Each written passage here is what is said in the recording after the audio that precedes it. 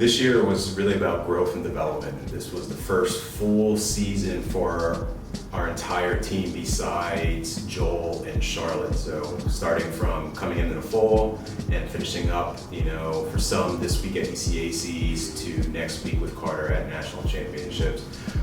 With a very, very young team, I think it was really, really important to lay this foundation of what it takes to be an all-season athlete at the end of the day. And someone for Carter who has had an extended season, it's obviously had its ups and downs of constantly competing, always being in season, but also reaping the rewards of that, having a trip out to the national meet for indoor as a first-year student, and then to be able to follow that up in the outdoor season, to be able to make another trip out there.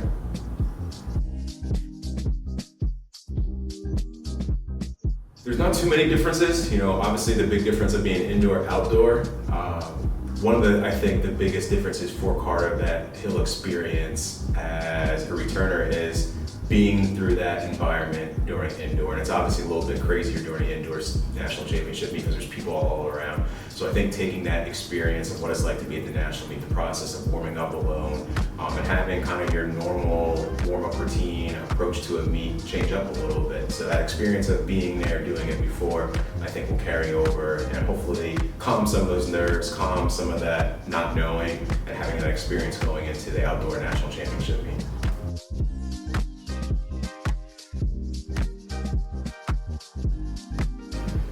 We always say that the indoor and outdoor season are very separate seasons. And some athletes are indoor athletes, some athletes are outdoor athletes, and some are able to do both. And I think Carter, as a first-year athlete, experienced all the work that goes into the indoor season, how long it is, and then it doesn't stop after the indoor season.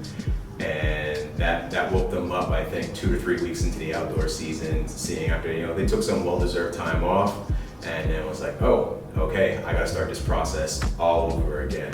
And so being able to do that, come along and be patient. That was the biggest thing, is when you do get to the national championship meet, not only do other people have expectations for you, you have expectations for yourself when you're not immediately hitting those definitely weigh on the mental side of things. And so I give Carter a lot of credit for being patient, trusting the process, that eventually we'll get to where we want to be. And for them to be able to hit that huge mark at the conference championship meet was great to see that, hey, the training is paying off, that we're jumping big when it really matters, and that time and energy and patience has paid off to allow you to extend your season and jump at the national meet.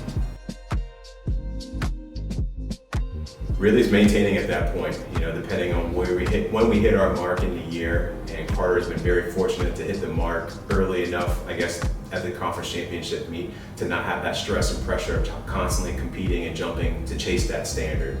So really we just kind of stick to the formula that got us there, rest, recovery, a couple days where we have that high intensity work where we're getting a lot done, but in a short period of time, and carry over into the national meet.